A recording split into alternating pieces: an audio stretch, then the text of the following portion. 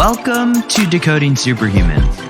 This show is a deep dive into obsessions with health, performance, and how to elevate the human experience. I explore the latest tools, science, and technology with experts in various fields of human optimization. This is your host, Boomer Anderson. Enjoy the journey.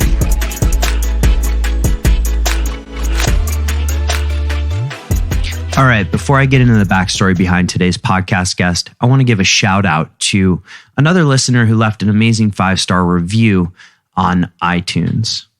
Dr. Tochi, and forgive me if I'm pronouncing that wrong. Sometimes my inner American gets the best of me. Dr. Tochi says, great info. This podcast is full of extremely valuable information. Well, Dr. Tochi, thank you. There's a lot of work that goes into asking the questions, creating the show notes, and it's amazing to hear feedback like this. If you want to leave feedback as well, head over to iTunes or Apple Podcasts as it's known now and leave a 5-star review because frankly, it really helps. But let's get into the backstory on today's podcast guest. A couple of years ago, I was walking around Zurich, Switzerland. And for those who haven't been there, Zurich, Switzerland in the winter at nighttime is both dark and cold. I can't recall if it was snowing or if it was just gloomy out, but I was listening to this guest being interviewed on another podcast. They were talking about his New York Times bestselling book, What Doesn't Kill Us, and I knew right away I just had to connect with him. Fast forward a couple of years, and my guest today is New York Times bestselling author, investigative journalist, and anthropologist Scott Carney.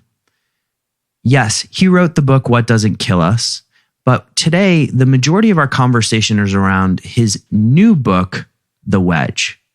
It's a book that I happen to absolutely love. So among the many different topics that we got into, we talked about why someone may want to throw kettlebells at their spouse. We talked about flotation tanks. We talked about cold therapy, saunas, and so much more. A shout out to Maris Zunda for providing this introduction. But the show notes for this one are at decodingsuperhuman.com/the wedge, and enjoy my conversation with Scott Carney.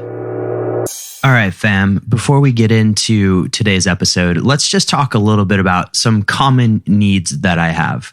Verbal fluency, short-term memory, focus, apparently something to block the noise of the birds outside. But how do I get that? Or at least all of that except for blocking the noise of the birds. My go-to right now is blue carnitine. 4 ingredients, nicotine, methylene blue, hemp crystals, as well as caffeine come together in this almost amazing relationship to uplift my energy, to give me that focus, that short-term memory, that verbal fluency that I need to do things like podcasts. Not to mention, I get a blue tongue and go smurfing all day long. Actually, not all day, only for 3 to 4 hours. It's the closest thing that I found to NZT, and I think you guys should try it out. Head over to troscriptions.com and get yourself some. Enjoy my conversation with Scott Carney.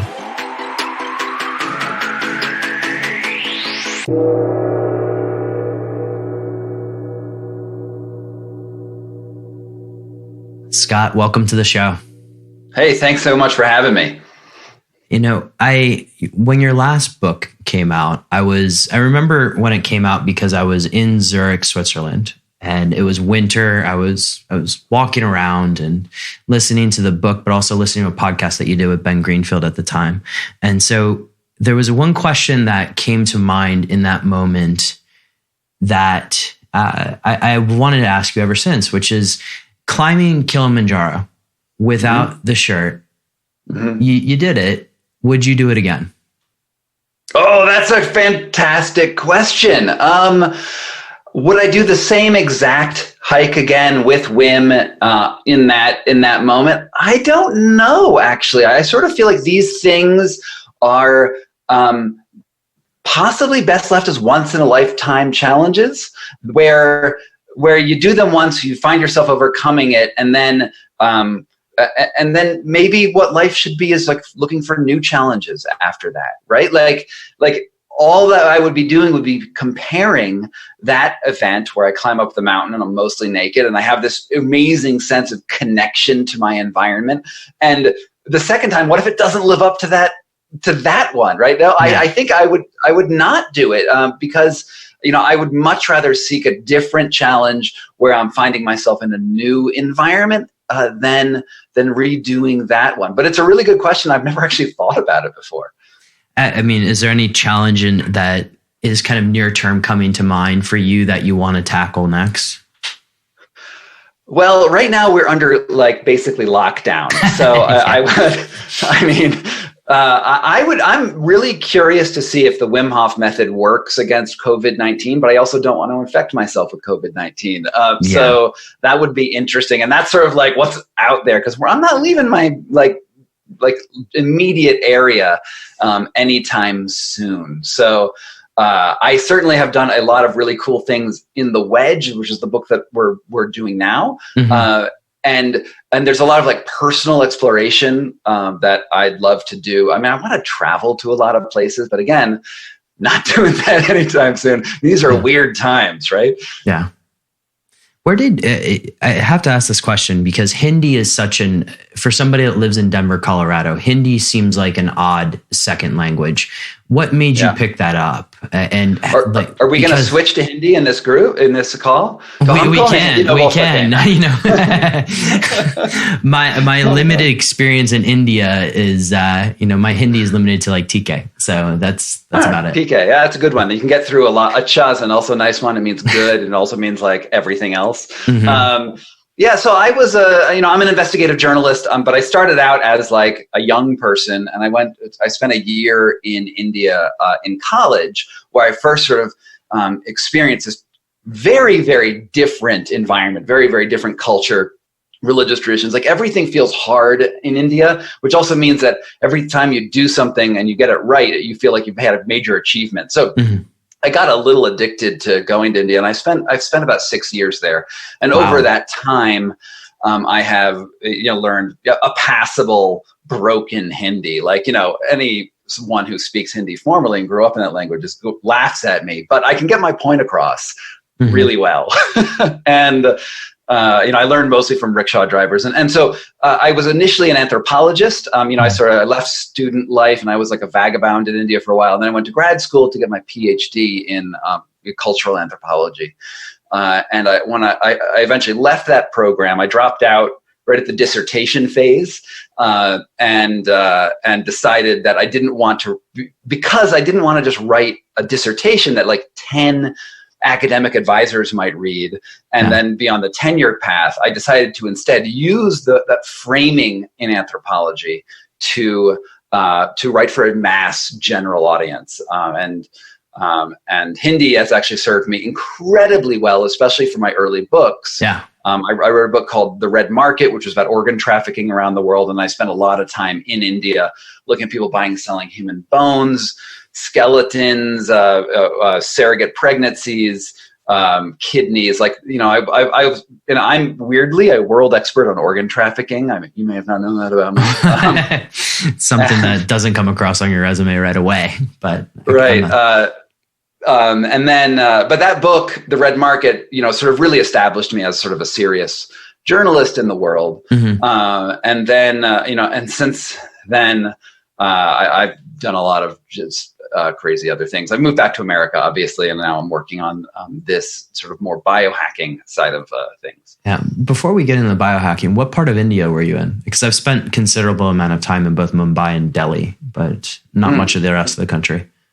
So I spent about 3 years in the north in general. I spent a lot of time in Jaipur, a lot of time in Delhi, a lot of time in Dharamshala, Kathmandu, also Lhasa.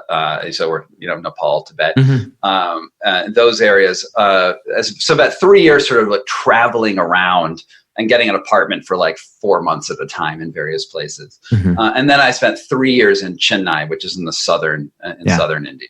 And I don't speak any Tamil. My Tamil is not. This experience is very unique, right? Especially from kind of the Midwest or Western United States. How has that shaped, and we can transition a little bit into the wedge, because you had a very unique statement about the meaning of life that I found fascinating. How has that shaped how you view the meaning of life? And then for those listening, if you don't mind defining it, that would be great. Broad question, right? Let's just dive into the most existential question right away. So, Scott, what does it mean to be human? I mean, really, just let's break it down. Well, I think that we're born into this world with sort of a very wide horizon for the sorts of actions that we can take in life, right? And yet society also has sort of a track, and actually different societies have different tracks that you're supposed to go. But in America, it's like, you grow up, you go to high school, you maybe do some athletics in high school, you get a job, or you go to college, you get a girlfriend, you go to a job, you get married, you have kids, and eventually this ends with you dying comfortably in a bed after fully funding your retirement. Now, that is a path that's totally fine. People want to go down that path. It's a great path. It's tried and true, right? Yeah. But my view is also, I look at life as something like a zipper. Okay. Like, I'm wearing a zipper right now. So if you have this down here and the birth is at the bottom of the zipper, right? This is my company's logo. I love the logo, actually. That's great. So at the bottom of the zipper, that's where you're born. And that zipper can go super wide and go in every single direction possible. But every second, you zip that up until finally it's the top and you're dead. And it's narrowing your possibilities as you go. And I think that, you can take different tacks. Like, there's nothing wrong with taking different tacks, because at the end of the day, your zipper is still going to zip all the way up and you're still going to be dead. And I think the meaning, the big question I'm going to say it's a big statement, but it's like everyone's made this statement before, right? Like, we're going to die. You're going to die. That this game that we're in, if life is a song, it ends in a minor key. And there's that ultimate reality that's happening. And what life is essentially, I'm going to say that life is a wedge, and we haven't even defined what the wedge is yet. We're going to get to it. But life is this space between birth and death where you get to choose what direction you take. And there's nothing wrong with taking any of those other paths, because at the end of the day, we all meet the same fate. Neil Gaiman, who's I love the Sandman series. I don't know if you've read it. Yeah. So he has this one line that always comes back to me, where there's this character named Death in it, and she's like this punk rock chick, right? And she's talking to a man who is immortal, right? Comic book, right? And he's lived a really, really long period of time. He's lived like 800 years, and he has just died, like a rock fell him or so. I forget how he died, but he somehow dies sort of stupidly. And he says, well, I had a pretty long run, right? I did pretty good. And Death looks at him and says, you lived the same amount of time as everyone. You lived the same amount as everyone else. Everyone gets just one life. And I think that's a really, really important thing, because it's not the length of time that you spend here. It's not the amount of money you accrue. It's not any of that matters. What matters is how deeply you feel things, how deeply you experience life, and how alive you are right now at this moment right here, which is important. And maybe you can hear some echoes in this of like Hindu philosophy or Buddhist philosophy. That's probably inflecting my thoughts a little bit. And I think for a lot of people listening, and myself included from time to time, we get caught up in this well-trodden path, and all of a sudden we wake up and it's a year later, it's a week later, Monday through Friday just kind of breeze by, right? And the idea of interrupting that and just kind of enjoying that moment, can we talk a little bit about how to do that, and does that constitute the wedge itself? Sure, that's a part of it. The wedge has sort of a more bounded definition, because I talk about sensation and how we experience things. But if you think about life, like this amount of time that you have, you're only right here and right now, right? There's only actually the present. And we don't know what the future is going to look like. We could be dead tomorrow, right? But we also know that we were a different person in previous iterations, even though our experience is continuous. Right? We know that if we add up every minute every thought and every experience from birth till now. There's sort of like this trajectory that goes between them. But who we are now and who I am speaking to you is very different than speaking to my wife or speaking to anyone else. Like, everything is context, and everything is actually present. It's actually right here in this moment. And if we let that time pass by without thought, without criticism, it's sort of what you said. Like, you can go from Monday to Tuesday to Wednesday to December to next January to 3 years down the line, and not really articulate why you're doing these things. And I think that's a very one thing about this book is I'm finding ways to interrupt those cycles, or to interrupt those ruts that you get in, to really appreciate the moment that you're in right now. And we do that by instituting stress, right? We do that by instituting something which is difficult, that you have to face emotionally, physically, with your sensory systems, so that if you ignore it, in generally you're in danger, right? That there's, like, we have to have this element of something which commands your attention, risk or something like that. So that then you look at it, and that's when you feel alive, when you're at this litmus of a risk and not risk. And of course, we don't want to take risks that actually damage us, but we want the risk that makes us aware of where we are. And one truth is that we're always at risk, right? It's just that we often blind ourselves to what the risks are. Like, I'm at risk right now, and you are at risk right now of dying of COVID, right? It's true. Yeah. Or getting hit by a car or an asteroid, or I'm in America, so a random gunshot, right? We have those occasionally here too. But like we oftentimes try to ignore, we accept risks that are there, and we're like, okay, no, those are fine, and we don't need to do those again, or we accept that there is this random chance, so it doesn't command our attention, which is also maybe why I don't want to go back up Kilimanjaro, because I sort of know those risks, right? I know what's out there. So one of the things we want to do is push ourselves into new environments. Eleanor Roosevelt once said, "Do one thing every day that scares you," and I think that's a really decent precept to follow, because we don't want to, if we only have a limited amount of time, then we should try to pay attention to as much of it as possible. And yet, for so many people listening to this, it's very hard to do that, right? We get caught up in future pacing ourselves, or in certain cases, right, if you have depression, looking into the back, or looking into the past too much. Right. At this point, let's talk about the Wedge, because this, again, you're a fantastic storyteller, and I love reading about you throwing kettlebells. And frankly, I was going to do it this afternoon in my backyard. Good. But awesome.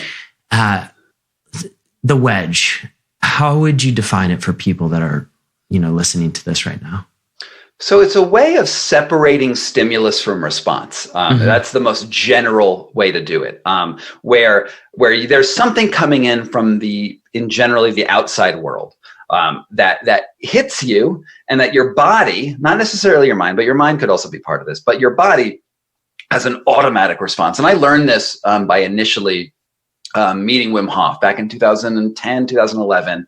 I met him, and Wim Hof's thing is you jump in ice water and you control yourself in ice water. And by doing that, you gain command of the automatic parts of your nervous system, the autonomic nervous system.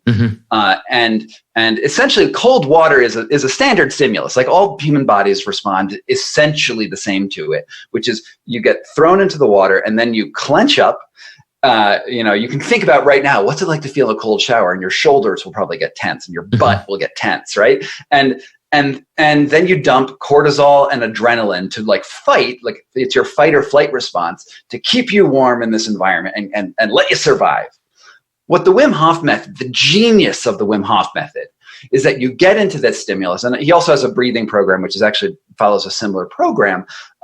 You get in there, and then instead of tensing up, you will yourself to relax. And you say, okay, it's just cold water.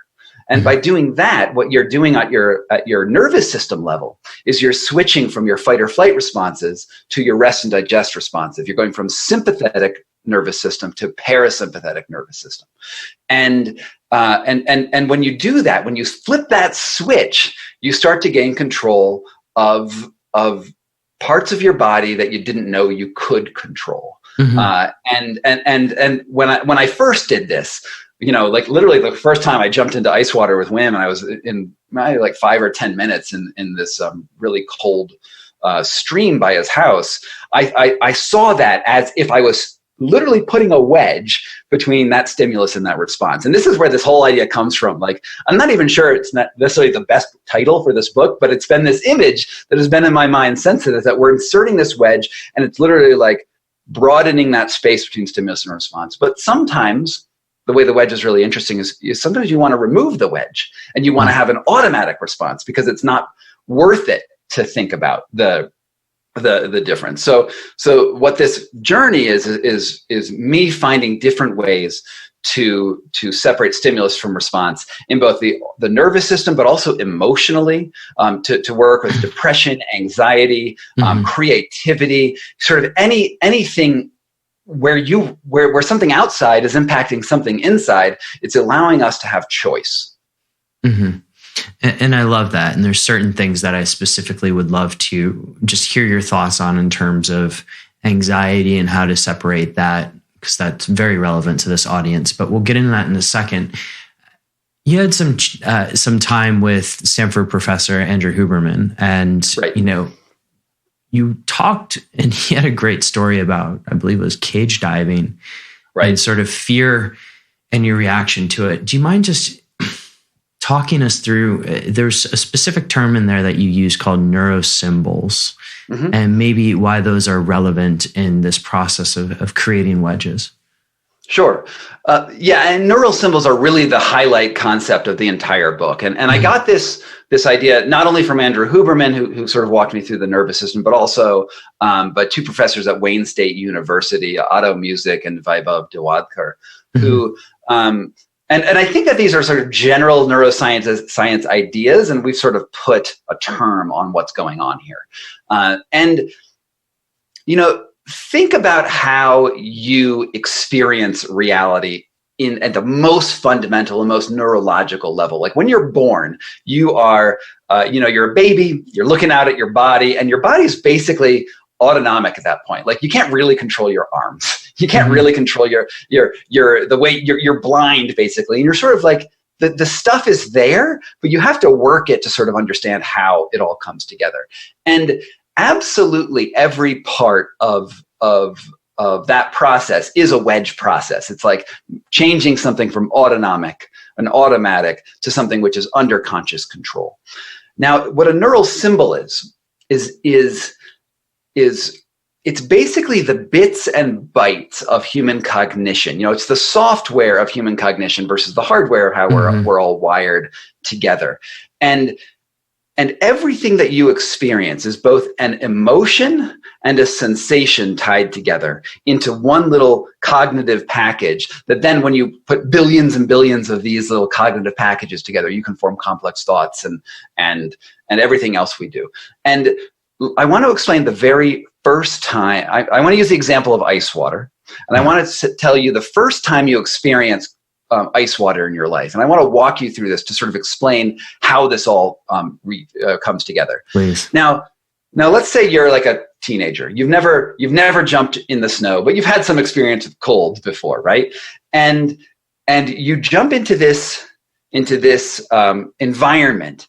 And the first thing that happens is the environment itself is cold. And that touches your peripheral nervous system. It touches the nerves on your fingers and your skin. There's some sounds that come through this as well. You seize various stimuli. And all of that comes in from your periphery into your central nervous system, so up your spine, and it rockets as a chemical signal into the lowest part of your brainstem, into the limbic system. This is what they call the lizard brain.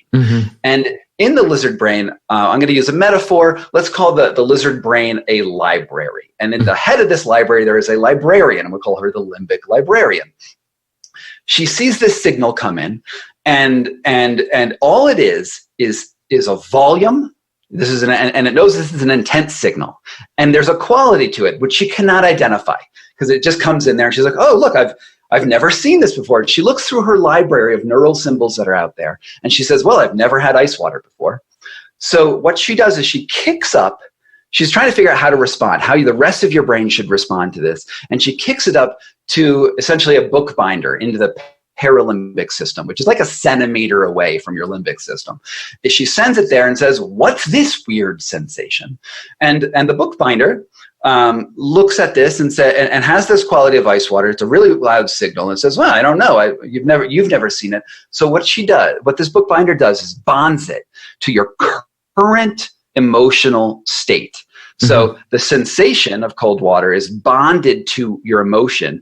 And for various reasons, cold water, there's an instinctual emotion that comes out with it, which is unmitigated fear and horror, right? And this probably actually comes because there's earlier neural symbols from you actually exiting your mother, going from a warm to a cold environment. But regardless, unmitigated terror and horror. And it says, okay, cold water, unmitigated terror water. He kicks it back down to the bookbinder. She's like, great, I now have a neural symbol for this sensation. And she puts it on a shelf, and you go about your life, and you experience this cold water. Now, here's the most important thing about neural symbols, is that the next time you jump into ice water, next time you experience this, that signal comes into the limbic librarian. She looks at it and says, oh, I already have this book. And she goes and pulls off that earlier neural symbol, and it says, it means unmitigated terror and horror. And then you go about your life so that you are experiencing right now in that moment your earlier emotional state. And this is the fundamental bit and bite of all human cognition. Like, don't just, because basically your brain is just this organ sitting in the middle of your skull, floating in a salt bath, and everything it experiences has to come in through your peripheral nervous system. So everything goes through this process, and every emotion you feel is bonded to a sensation. And if you do that enough times, just like a computer program, instead of the ones and zeros, it's sensation and emotion. And this is really the fundamental process to understand in the Wedge, because what we're trying to do is the next time you get into that ice bath, you're never actually going to get rid of the unmitigated horror and terror of an ice bath. Okay, I still have it. I still look at an ice bath, and I'm like, and I've done a lot of ice baths. I've done a lot of showers. And it's still the hardest thing I've ever done to turn a hot shower to a cold knob, because I still will always have that neural symbol in my brain. However, I have also put many, many more neural symbols into my brain where I have experienced the cold shower in different ways. And I have said, look, I don't want to do that. There's this anticipation of not wanting to, but I also know that I feel amazing after it. I have also can sit in a cold shower and say, this is not cold. This is the physical sensation of joy. And that actually that's another emotion fixed with another sensation, and that bookbinder says, okay, we'll put that there. So my shelf of cold water is actually really wide, and I get to choose which book I want to do now. And that's really what we're doing with the Wedge, is we're trying to make a bigger library for your sensations so that you have some choice in which book you want to pull off. And a lot of us, because we're so addicted to comfort, so addicted to sort of a narrow band of experience, we don't bother to put new books on those shelves. So using the analogy of books on the shelves, but also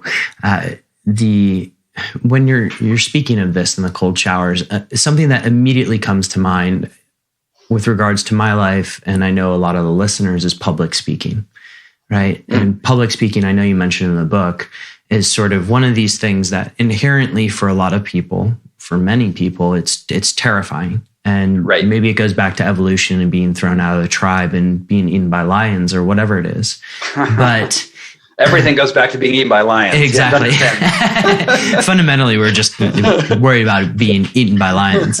But when you're rebuilding this and instituting, maybe if we can take people through step by step, like how would you look at public speaking? Because you do a lot of it, and rewiring yourself so that, maybe not rewiring, but putting more books on that shelf. How do you look at that? Well, I mean, oftentimes, not everyone has trouble with public speaking. That's Some true. people can just go through it, right? Because their first experience, they go, all it got was affirmation. But a lot of us have these negative experiences at some point in our life. It could be from public groups. It could be from childhood memories, or really anything. Like, it could be a million things.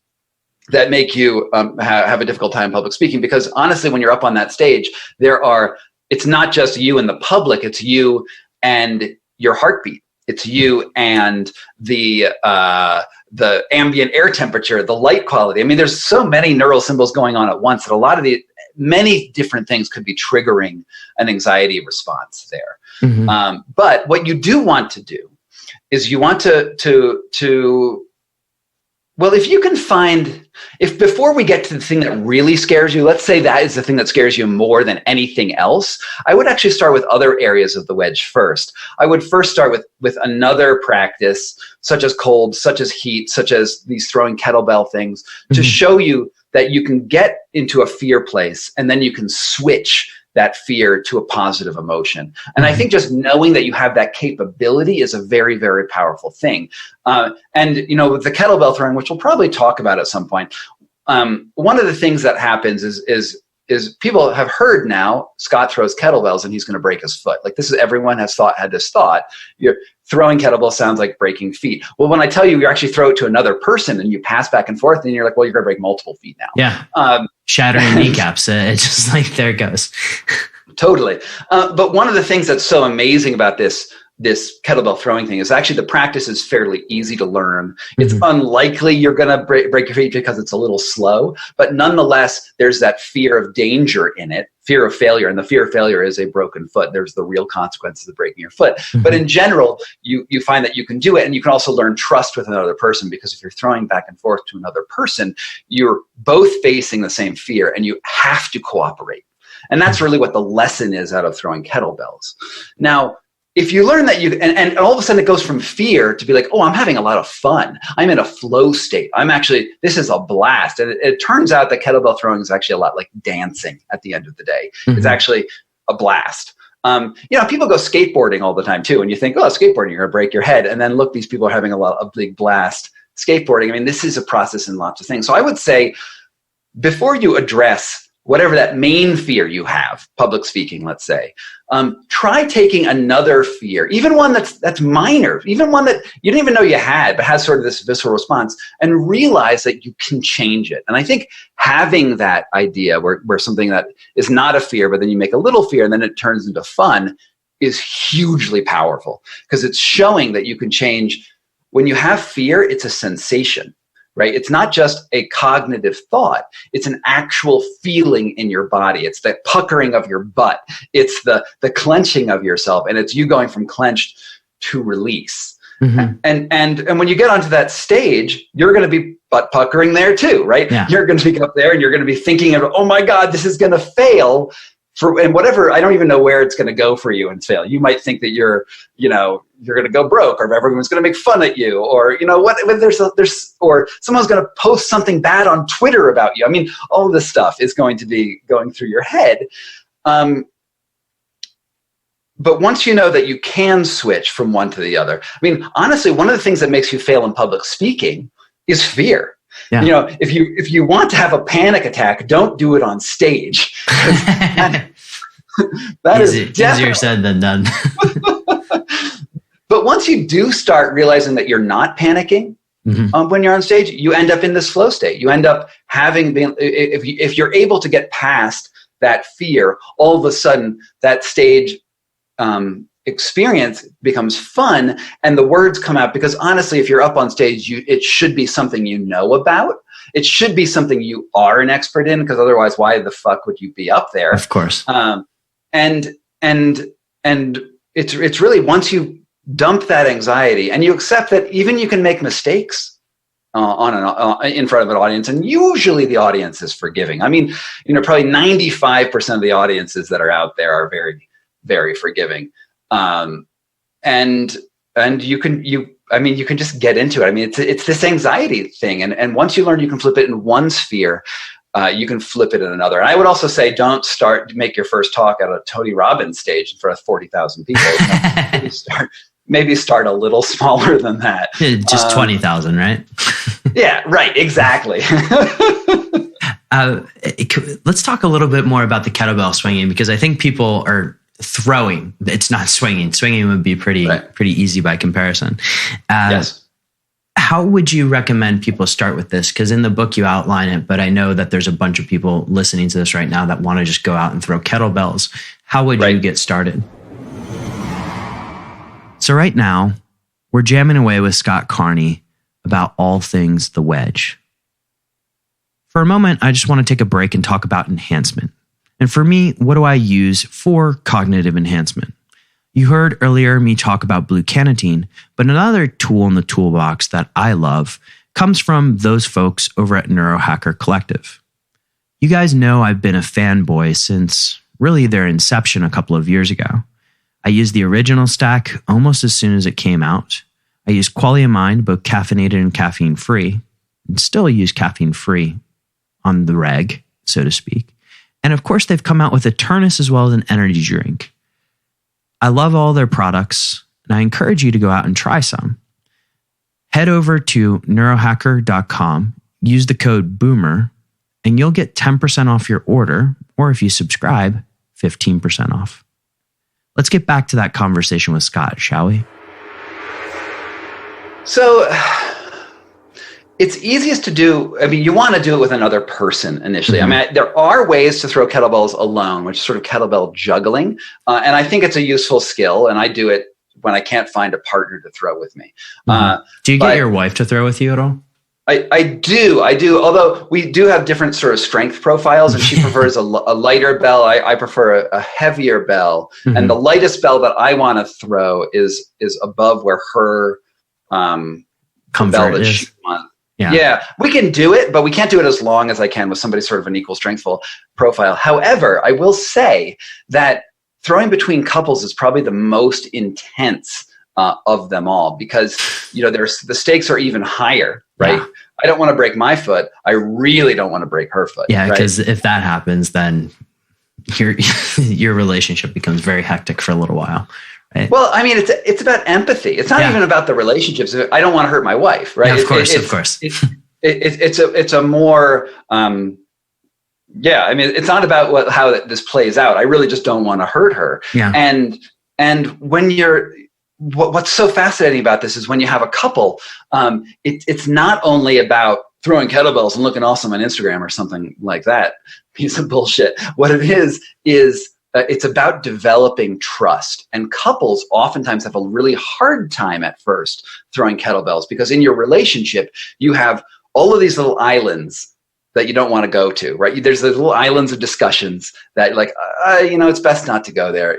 We don't want to do that. And those islands, I think, are healthy. And a lot of times, I mean, sometimes you just don't want to go to these places, and it's better for the functional relationship not to do that. But it also, there's this subtle undermining of trust there. Because if I go to that island, it's gonna, we're gonna have this thing. So actually, your relationship troubles play out in how you swing a kettlebell, how you throw a kettlebell, because you have to trust that the other person is going to throw you a good throw, that you're going to catch it and be able to return it well. And usually what happens is couples have a really hard time at first throwing kettlebells. And then over time, they learn a new way to communicate physically through the object of a threat. Now, this is what's so fascinating. This is like the voodoo of kettlebell throwing, is that the threat is the kettlebell in motion, and both your eyes are looking at this kettlebell. And there's like a ritual where you start, where the first swing, let's say I'm throwing the kettlebell to you, it goes between my legs, and then the kettlebell goes up to like my shoulder height,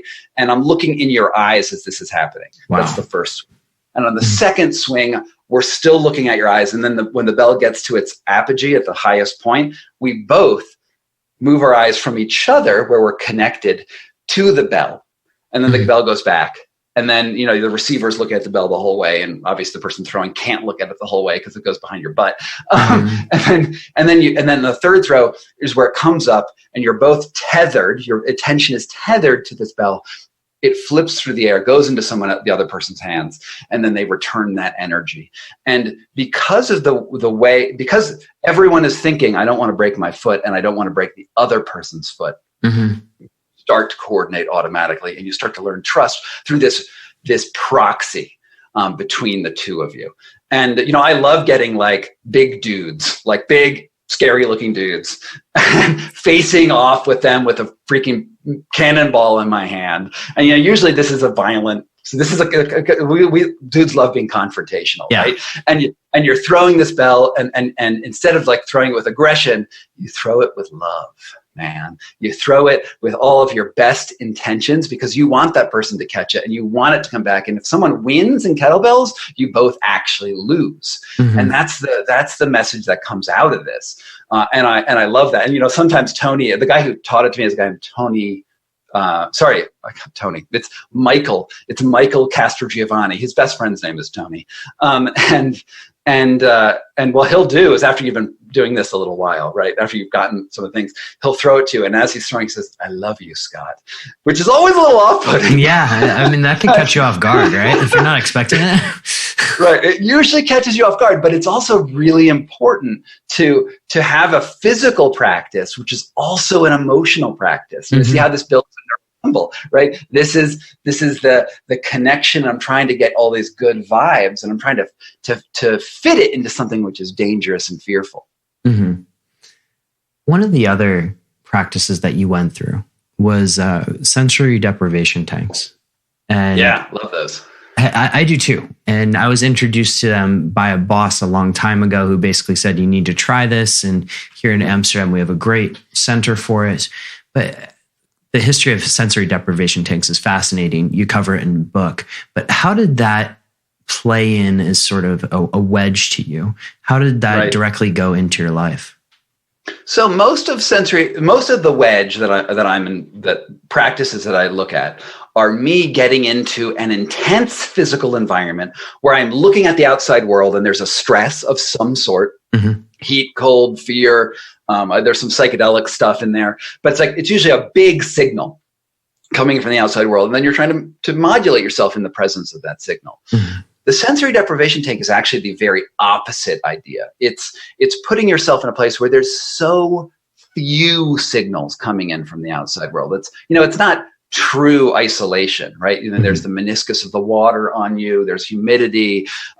There's various external signals coming in, but it's about as tuned down as we've been able to get a human, right? And in this environment, what actually comes out are your internal sounds. It's what psychologists and neuroscientists call interoception. Mm-hmm. You start looking inwards to all of a sudden, I can hear my heartbeat. I can hear the blood flowing through my veins. I can hear the creaking of my joints. I'm 40 years old, so all my joints creak. And there's you suddenly become aware of your internal body as an external environment, because remember, your brain is just floating in your body, right? Mm-hmm. And you realize all the signals that your body creates. Now, when we take that into the idea of neural symbols, now I gave you the cold water symbol, which is a really, really powerful, strong signal that sort of overrides everything else because the volume is so high. Mm-hmm. But you're also feeling, even subperceptually, 100 stimulus right now. Again, quality of light, air pressure, temperature, smells, and on and on and on. The feeling of your clothing against your skin, and there's just a million sensations that more or less you don't pay attention to. But it doesn't mean that your brain is not registering them. And it's basically the librarian be like, "Yep, seen clothes before. Yep, seen air before. Yep," and she doesn't really care about it, so she's not processing new information. Mm-hmm.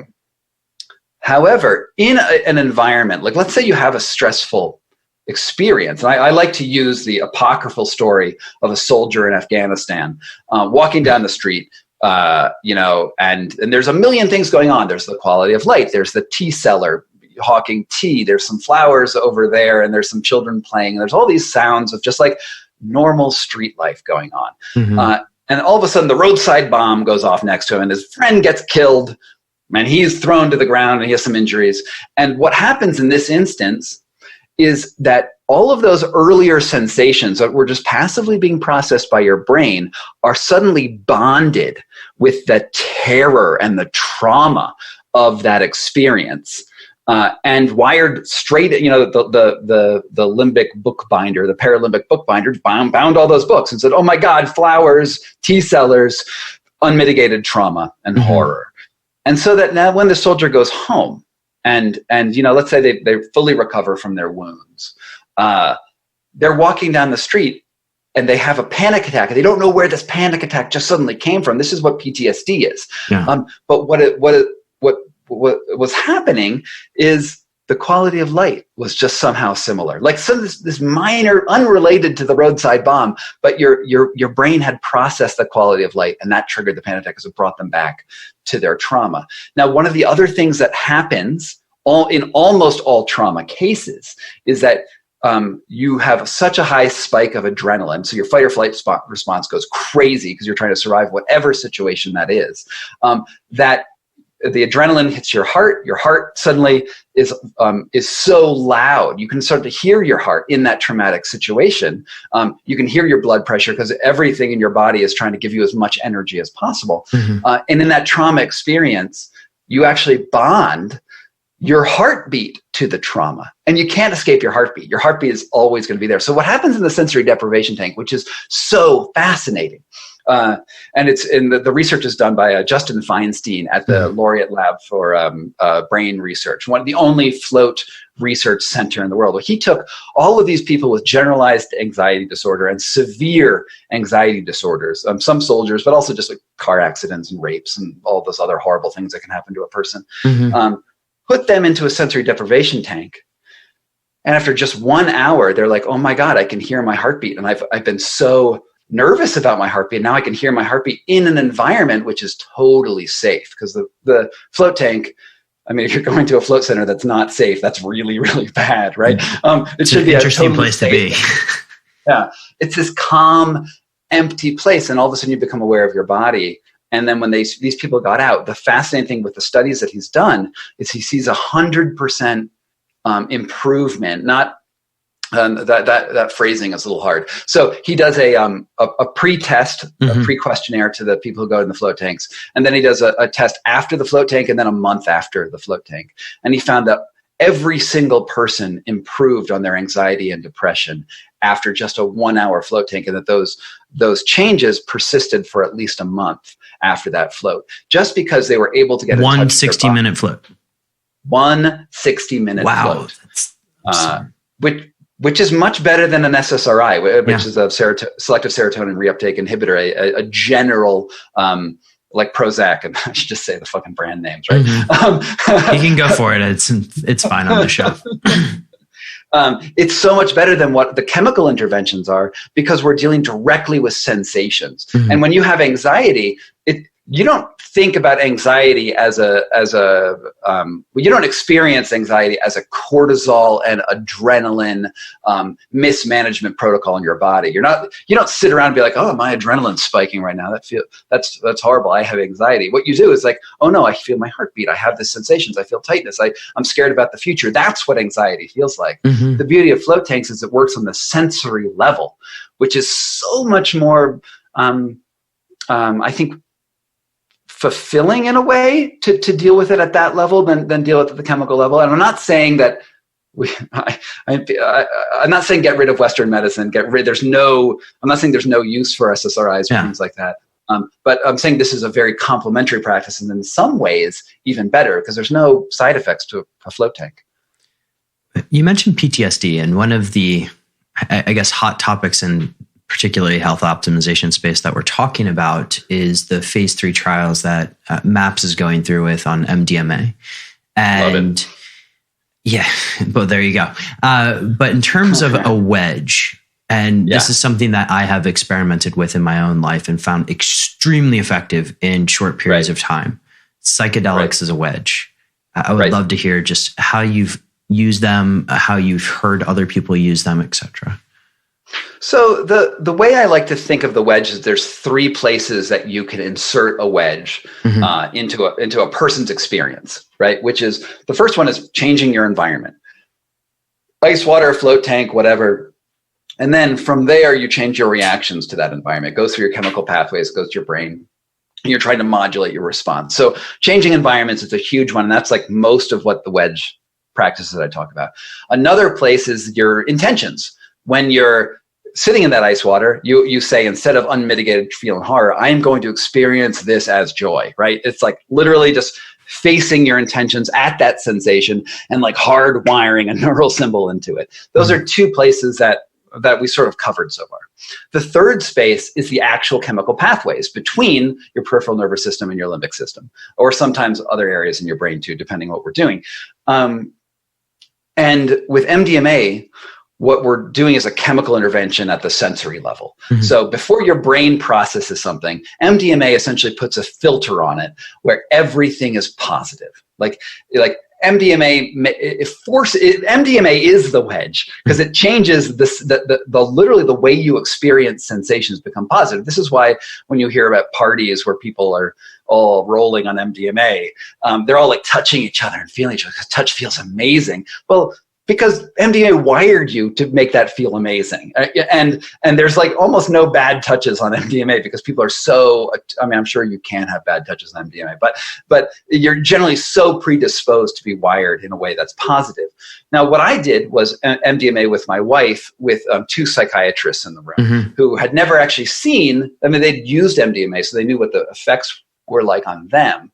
But they had never seen it in a clinical setting. So it was sort of like, it's like MAPS, right? Yeah. MAPS is the people doing clinical trials on it. But this is just seeing what like everyday clinicians would see if they just did MDMA in a therapeutic setting. Yeah. And so my wife and I have actually a really good relationship overall. You know, I think we're very strong. We do all of these crazy practices together. I sort of drag her through them. You know, she's the real hero of the mm-hmm. book in many ways. But everyone has these islands where you don't want to go to, right? There's always even the best relationship has all these islands that you don't want to touch, and that can sort of grate, and sometimes they can grow bigger. And healthy relationships have these too, but it's still better to be able to address these. And mm-hmm. so what we did is we went on MDMA, and it sets in, and everything, no matter what, in the clinical setting, because we're not going to be touching each other in front of psychiatrists. That feels really awkward. You don't lose your personhood when you're on this, but you interpret everything as positive as possible, mm-hmm. so that when we're having a conversation, we can say things that are really, really difficult to each other.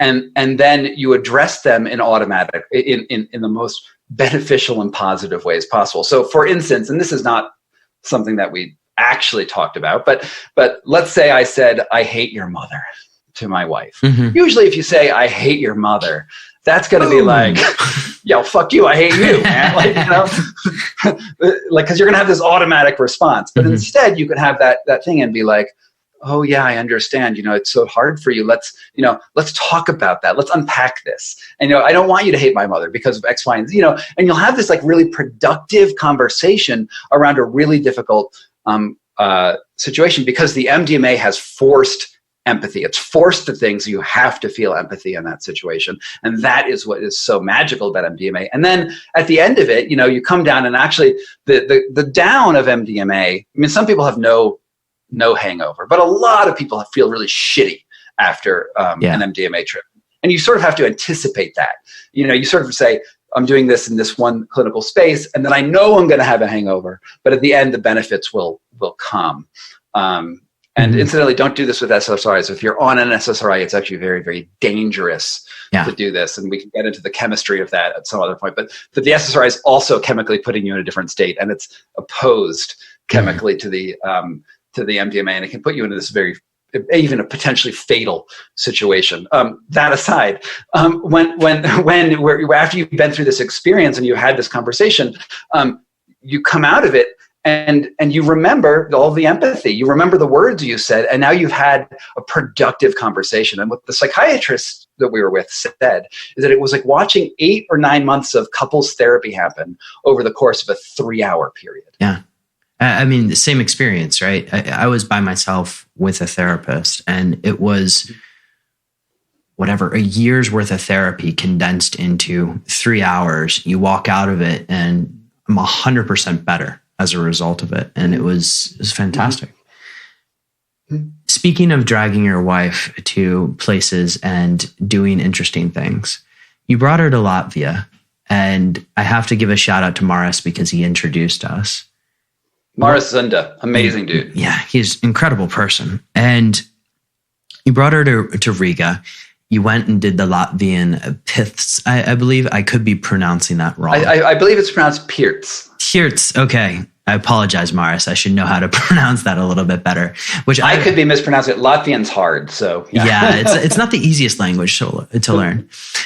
How does the experience of the Pirts, but also just sauna in general, which they are different, we can go into the differences. How does that work into a wedge in that sense?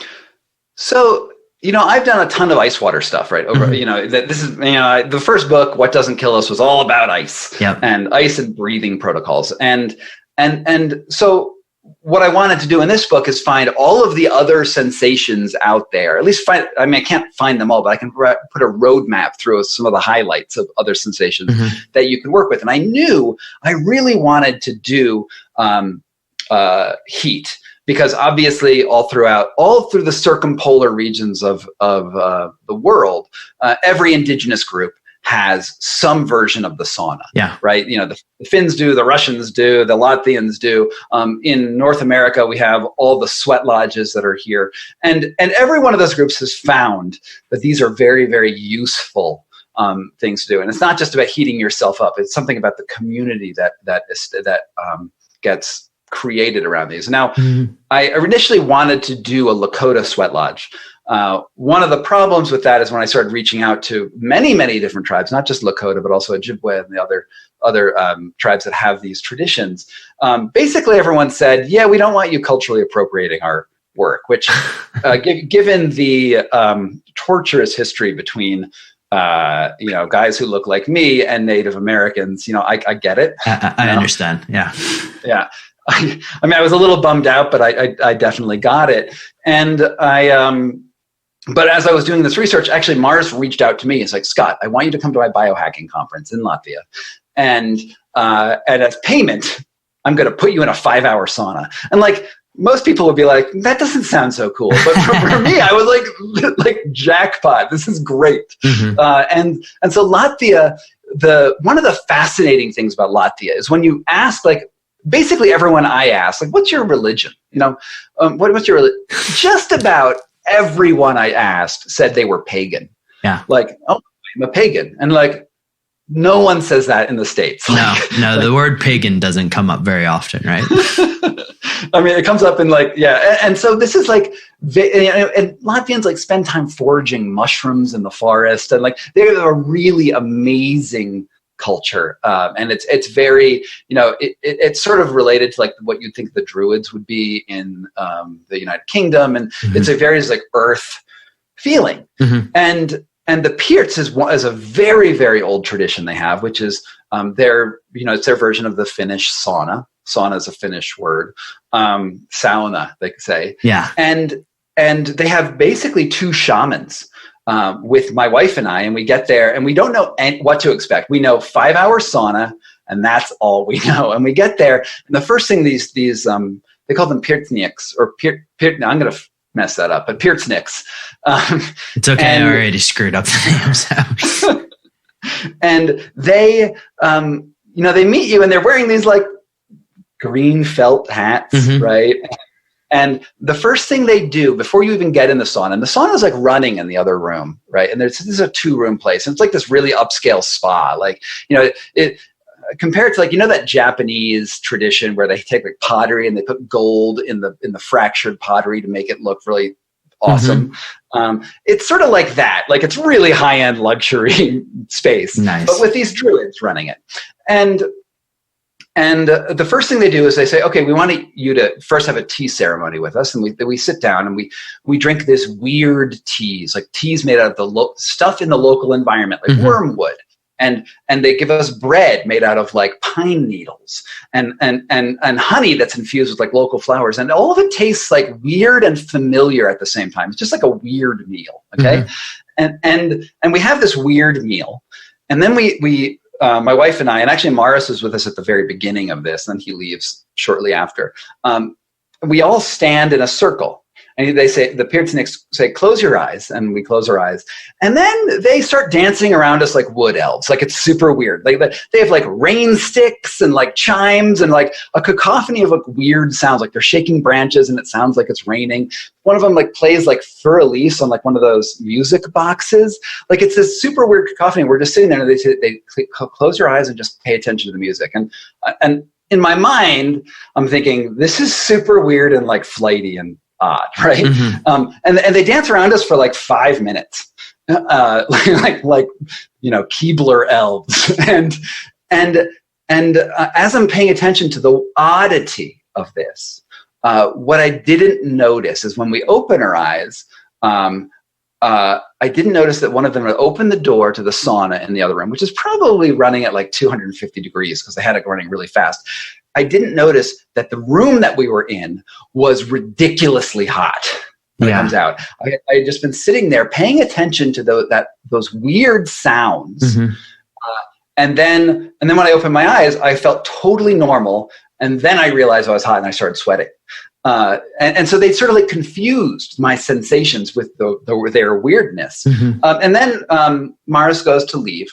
And they say, okay, take off your clothes. And I'm an American, and like we're all totally weird about nudity, but we do that. And we get naked in front of these two people we've never met, and they don't even speak English. Like they know like 8 words of English as far as I can tell. Mm-hmm. And these wood elves and usher us, my wife and I, nude into their sauna. We lie down, and then they start like the next part of the ritual, which is where they, you lie down and they're shaking like branches over you. Trees in the branches, right? Totally. Yeah. It's like birch leaves, and they start hitting you in pine needles, and all of a sudden they're like hitting us and rubbing honeys on us and stuff like that. And it's the same stuff that we ate before, but in a new form. So it's not like the bread they're using, but they're using stuff made out of the same ingredients that we had just eaten, and that they're putting it on us as we are heating up. The sauna is probably at least 180 degrees, probably up to like the 220s, so somewhere in that range. So pretty hot. And as we heat up, they're doing that same sort of distraction thing on us that they just did with their dance by hitting us. And as we approach our red lines, that moment where you're like, I'm just too hot. And usually these sensations that go with this are claustrophobia. And you actually see red, and it gets dark around, and you want to like run out of the sauna. That's the sensations with overheating. Mm-hmm. As we get to that point, the shamans seem to know that we're getting there. And then they sprinkle cold water on our forehead, and they bring us just below that point. And they do this. There's a very mechanical way you can do this. Yeah. Is if they're standing there and they put their hand on you and you feel hot to them, they know that you are hotter. You're feeling hotter than they are. Mm-hmm. So they can use these proxies as ways to understand how you're feeling. And then after this, then the weird shit happens. Okay? Yeah. This wasn't weird enough. Then the weird things really happen. Is that as they start like rubbing honey on my chest and hitting me with branches, I start to experience synesthesia, which is the mixing of your sensory system. So as they hit me with a branch, I smell the branch hitting me. Mm-hmm. I hear the smell of like all of these signals. Like I see the sound as it hits me, and it's like even with language, I'm like struggling how to explain it. Mm-hmm. Like, I mean, even my brain doesn't want to make the sentences. Like, how can you see a sound? Yeah. But at this point, I am, and it's all blending because they're using the same environmental objects that they had before, which we experienced by eating them. And now we're experiencing that we ate the pine needle. Now the pine needle is smacking me, and I'm tasting it because it's in me and it's coming up through my esophagus. And somehow the magic of this, while under heat stress, blends. Mm-hmm. And then they do things like after you're in there for like an hour, then you go out into a cold pond, and they dunk you underwater for a second, and then they put you back in the sauna, and there's like just a bunch of the stuff they do, but it's always confusing your senses. Mm-hmm. And at the end of all of this, you're like, well, why would you do this? Well, everything feels really new. It feels like all of your sensory system is like cleaned out. Mm-hmm. When you get out of this situation, you feel like refreshed in a way that you can't it's so even hard to explain what is being refreshed, because it's like your sensory systems are being refreshed. Mm-hmm. And the other thing that heat stress has been shown to be extremely good at is depression. So people who are naturally depressed, heat stress is is a way to just make you happier. And there's a guy named Charles Raison at University of Wisconsin-Madison who's shown that people who are depressed have actually a higher body temperature than people who are not depressed. Like naturally their body runs like a degree or so higher than people who are not depressed. And if you actually are able to lower their body temperature to a normal range, their depression alleviates. This is crazy. And you should Google Charles Raison, Raison, to sort of look into this. But I also talk about it in the Wedge. And the reason why saunas are so great is because you artificially raise the roof, the temperature, and then you get used to this new temperature, and then you reset back down to a normal temperature baseline. Yeah. That's why saunas are so amazing. Mm-hmm. This is fantastic. For somebody who has a very limited amount of time, let's say, to pursue a wedge, is there any path that you recommend them going down in terms of all of these experiences that you had, whether it be cold or hot or psychedelics, which may take a little bit longer? What do you recommend? So when I wrote the Wedge, I wrote this is my journey. These are the things that spoke to me because of the place I was in my life at the time I was writing this, the times I wanted to do this. And I think that everyone needs to find their own journey. Mm-hmm. And I think this is very, very important, is that the book is not the 10 techniques to make you awesome and fit in every single way and to be a perfect human. That is not the goal of this. The goal of this is to show you ways that I'm interacting with the environment, the ways I've used these things, and the way that you can take those underlying concepts and apply them to just about any practice. Mm-hmm. But what you need to do is find something that doesn't have a very loud neural symbol that you already have wired in. Like if you're like a arachnophobe, don't go start handling spiders to become like a spider master. Like that's going to be hard and maybe not super beneficial. But what you are trying to find are new frontiers that you can approach in a safe manner, and that's super important. Like, I do things that look a little dangerous, but I always do them in the sort of a managed and controlled setting as possible. Mm-hmm. And you want to find those borders to push. Now, I have 10 things that worked awesome for me, and 10 like experiments that, like one thing is like a potato fast where I eat nothing but potatoes for a week because it was boring, right? Because I wanted to have a really boring palate and see how that changed the way I experience flavor. And it did. It was really interesting. You can try that.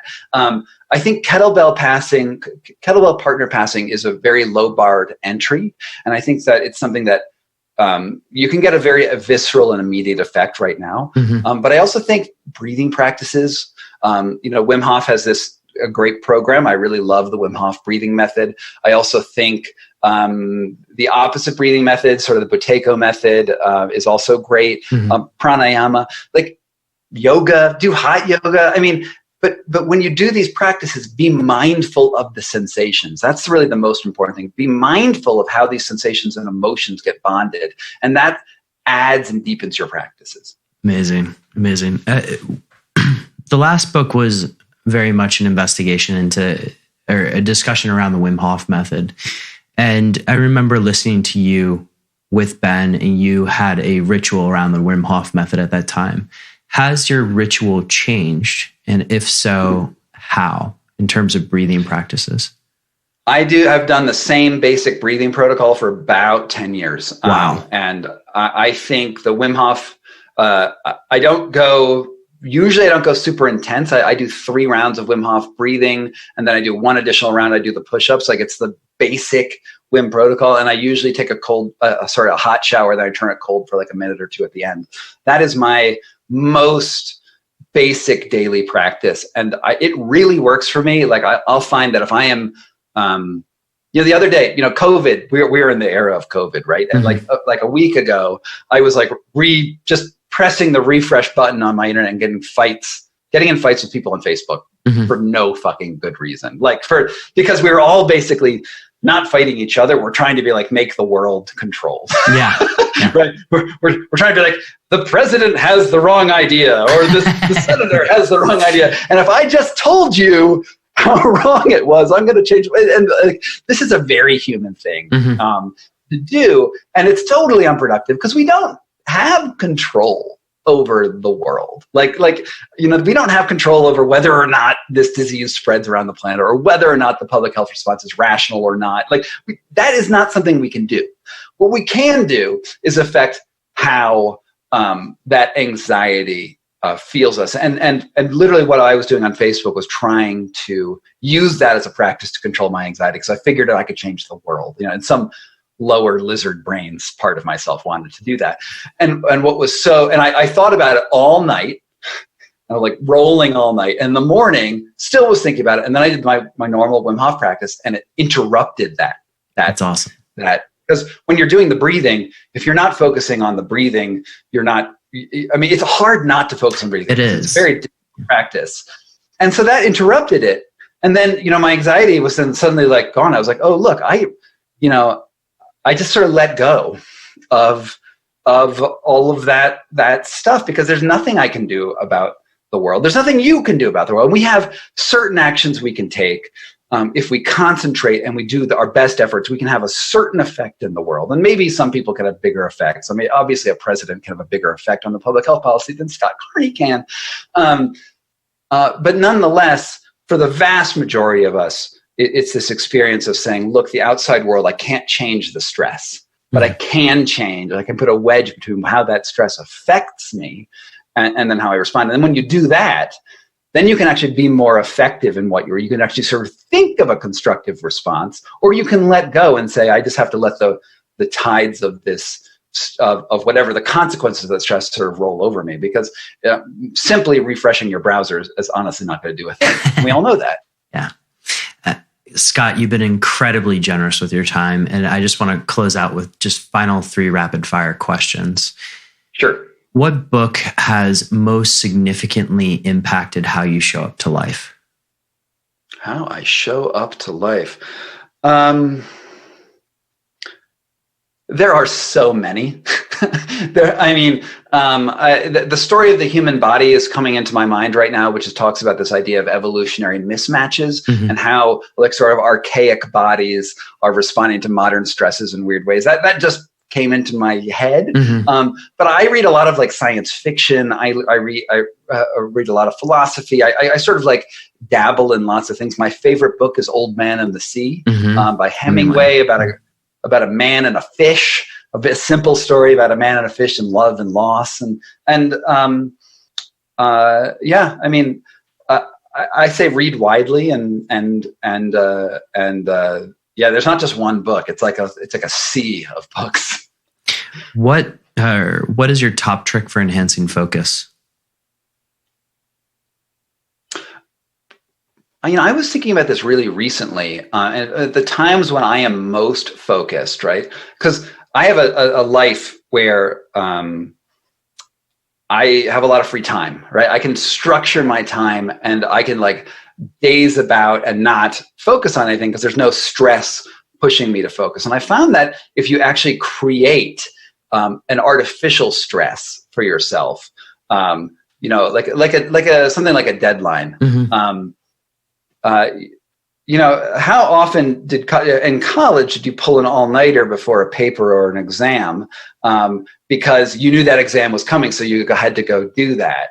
I think there's something about that the realization of consequences, which put you in that state where you could do that, because you could have done that all-nighter 4 weeks before that because you knew that test was coming. So I think that's something. Have you heard of the Pomodoro method? I love it. Creating I use something called self-control, and I love that name, on my computer, where it stops all the browsers, the internet coming into your mind. It puts a block on all that stuff. And there's a timer countdown, and you can create this artificial time.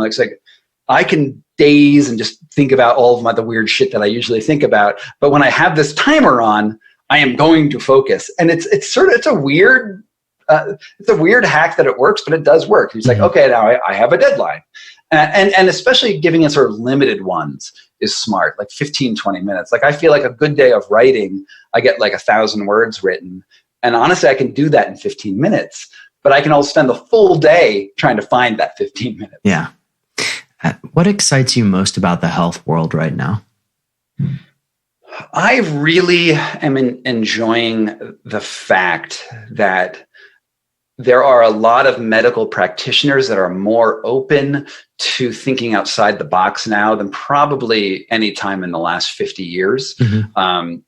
I think that there's a real opportunity right now to take the benefits of Western medicine and then bond those with these other ideas of out of the wellness community, not the crazy ones, right? Because there's crazy ideas in the wellness there certainly community. is.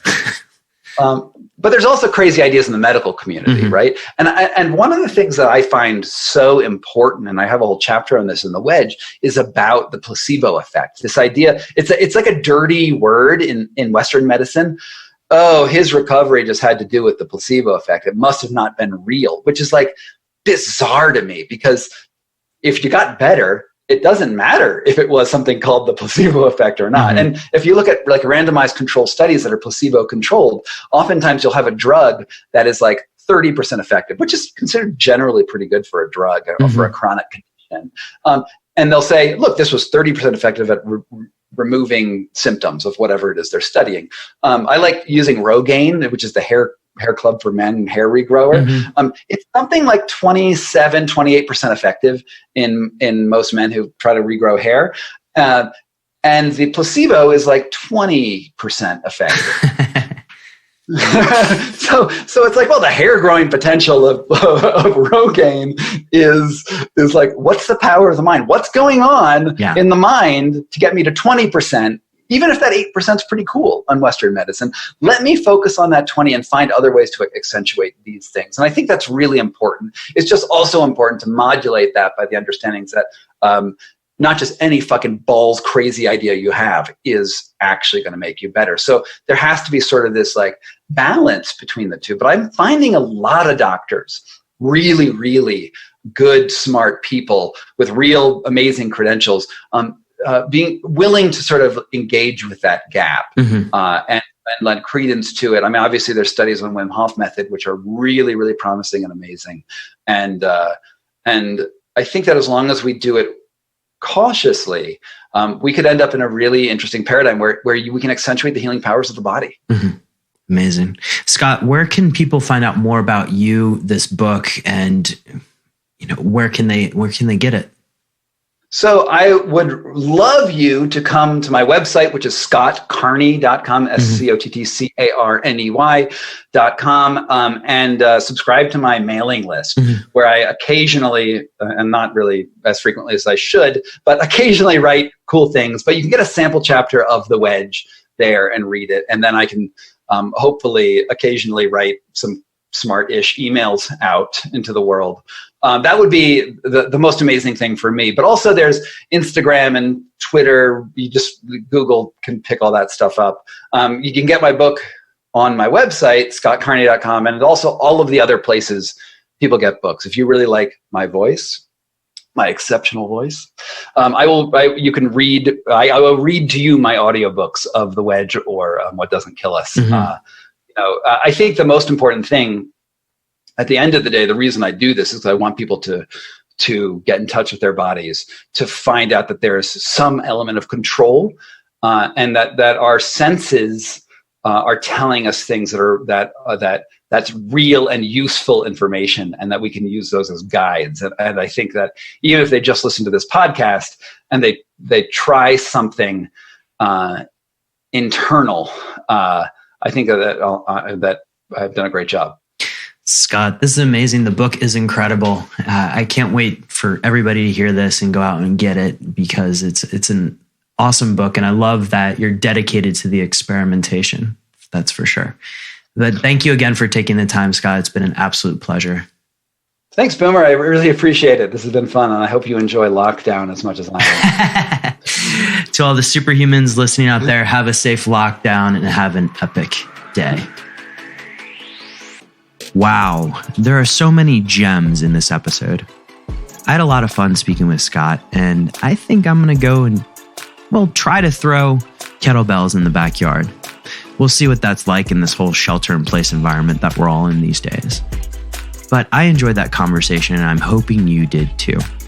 If you got anything out of it, share it on Instagram, Facebook, LinkedIn, wherever you are, and just tag Decoding Superhuman, because I'd love to hear from you.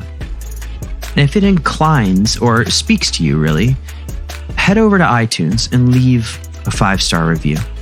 All of those really, really help.